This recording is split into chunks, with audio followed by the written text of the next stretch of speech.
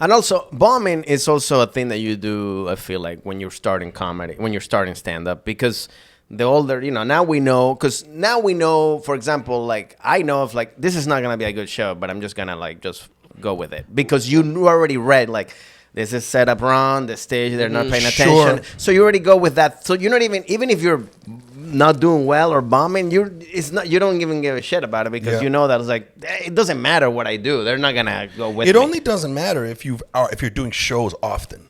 I find that if you're not doing shows often, if I have like a long break, like right now I kind of like been on the road for a minute, I kind of have a long break, and then I'll like, that next show now is precious. Yeah. And then that fucks up my set because I care so much about the set. Exactly. And then if I bomb in that set, I'm the guy's like, oh, so you guys don't like me?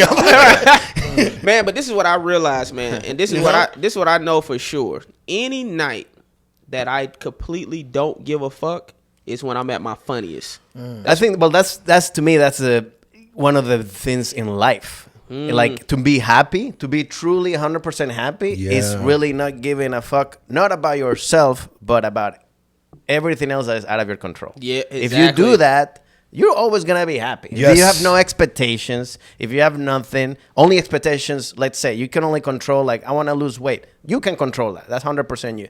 But if I lose weight and you still don't like me, there's no control over me. You know what I mean? So it's like, to me, that's with stand-up, with acting, auditioning, with meetings, with girls, with, whatever you want. It's like, it's always that. But it's so hard because we're humans and we want to be accepted. You want to be accepted. You want to be liked. That's the hard part, because it's easy to say, but hey, if somebody doesn't, if that person, especially when you're like, oh man, I want this person to really like me, or I want this person to, and they don't say anything, but that's all in your mind. Yeah. Because you wanted something. Everything you're saying, Francisco, is all about losing yourself and being in the moment, getting out of your head and being in the moment. A lot of the times I find when I watch videos of myself performing, because that's how I tape every show, the shows that I kill and watch, the shows that you kill, your body language is different. Your emotion, the way you say, the punchline, it's different, right? Because you're feeling the audience, they're feeling you, right? You're so in the moment. Yep. And then watch moments where you don't have a good set, but you're in the moment, and it's still a good set. That's what I was going to say. Like, sometimes you might look like you didn't have a good set or whatever, but if you know you were in it and you didn't give a shit, you don't care. Yes. You don't care if nobody laughed. You're like, I still did my shit. That's true. You actually, I don't know if you probably had sets where you're like, you did good, like, but you felt like you were forcing it or pushing it. And you're like, I just didn't like that set. And it wasn't bad, but you just didn't like it because you weren't you. Right. We'd be chasing the laughter of other shows also, That too. You chase the laughter of other shows. Like, this worked. You got this show, it's like, oh, it was crazy. Then you got that show, it's like, oh, it was crazy. Yeah. I realize in comedy, man, because someone not laughing, they still can be having a good time. Exactly. That's a fact. Some people got crazy laughs. Some people laugh inside, silent. God told me at the comments, he said, yo, man, you got to take whatever laugh you can get. Yeah. Speaking of people who don't laugh, and sometimes you get a whole audience and they're enjoying the show, but they're not laughers. Right. I don't mind that if it's a room where I could see their faces. Right. The worst is when the light hits you and you can't see nobody. That's true. It's a room that doesn't laugh. You're just like, somebody shoot me right now. Fuck this shit. This is when it's time to tap because out. I can't even see. I can't tell. Like, in my mind, they're all like, fuck this guy. Yeah. Right. No, that's true. That's true. I've heard like if you perform in like Germany or some of those countries that they're not known for like laughing, but they'll watch and like, no, it's like a play. I get it. Yeah. It's like a play. That's how I watch a lot of people's specials nowadays. I do. I mean, I watch comedy. Yeah, I mean, if I'm in the club, if I'm watching you, I'm not going to go like, but I'm going to be like, oh, that was funny. That was funny, right? And then I'm going to tell you, hey, man, that was a funny bit. But I'm not going to, because we in it. We in it. We're not an audience. But sometimes, I don't know about you, but I sometimes that part of my stand-up brain is off and I can actually enjoy you guys performing and then really laughing my ass off in that moment. And I love when that happens because it doesn't happen as often because majority of the time it's like, I see how the sauce is made and I like how you made it. You know what I mean? Yeah.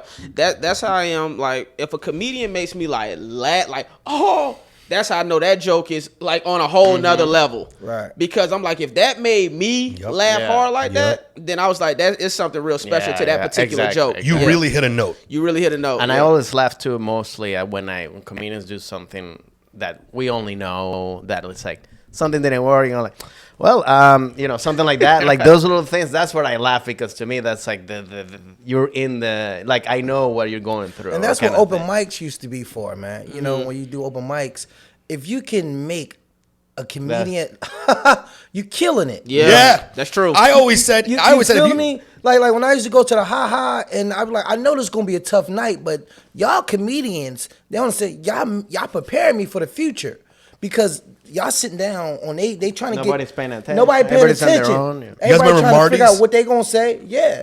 So when you go up there and if I can get like something out of y'all, I'm like, okay, this is work. This gonna be fire. I used to love Marty's for that reason. A lot of comedians hated on Marty's, but I knew if I made all the comedians like even laugh, yeah. even pay attention. But there were nights where I'm talking about I would kill in Marty's. Wow. So all the comedians looking down on their cell phones. I've been there, bro. I've been when you've been killing in Marty's. Oh, well, appreciate that. Yeah. You see what I'm saying? So I'm like, if this joke is killing in Marty's, I know when I go in front of a real crowd, it's gonna destroy.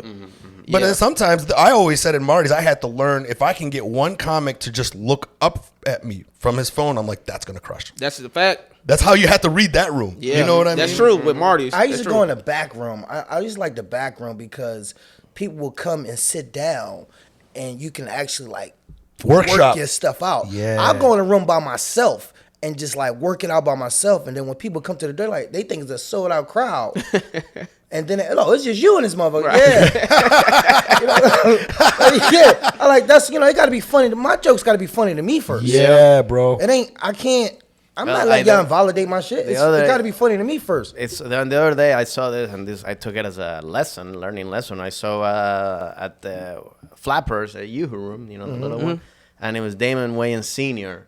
He was doing his set and he was only like 5 people on the room and like just scattered around, and he was just doing his set like it was like sold out, just doing it, and just like you were saying, just talking, making, and he was like, to me, it was like, that's why he's who he is, because but that's where the greats coming at. The greats is like you supposed to have when you performing and other comedians is in the room.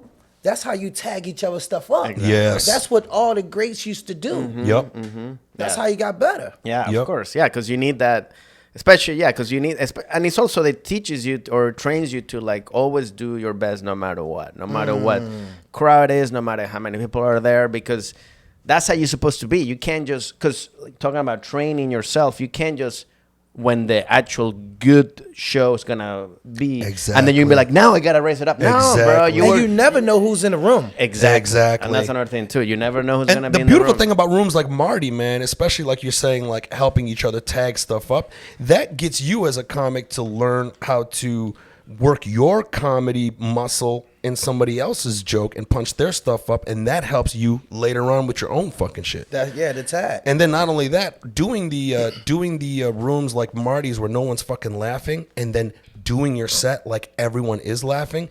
That's how that's what exercises that muscle for you to not give a fuck when you're bombing in front of a real audience. Yeah. And a lot of times when you don't give a fuck, in the moments where the set's not going good, you can figure something out to win them back. But that only happens if you're comfortable. Yep. Right. Yeah, I was looking down at my phone, everyone, because goddamn, everybody was texting me at the same damn time. Damon Wayans, man, Cheese Louise. Oh no, there's business shit. Okay. I seen him in the Yoo-Hoo room at Flat. First of all, Damon Wayans is the first comedian to ever bump me at a show. Yeah, I'm glad. Senior, Damon Wayans Senior. Yeah. And but I seen him, which I was very proud of. I was like, if anybody, I'm glad it was one of the GOATs, right? Yeah. I seen him working out material in the Yoo-Hoo room maybe like 5 years ago, and it was some of the funniest shit ever, man. And I just seen him at the Tampa Improv. Anytime he's performing, I try to go and see him because I feel like he's one of the GOATs that don't always get the praise that he's earned and deserved. Like his early comedy specials are fucking classics to me. He got not only In Living Color, but My Wife and Kids, his movies. Like, man, I'm a huge fan of Damon Wayans, man. So I wish.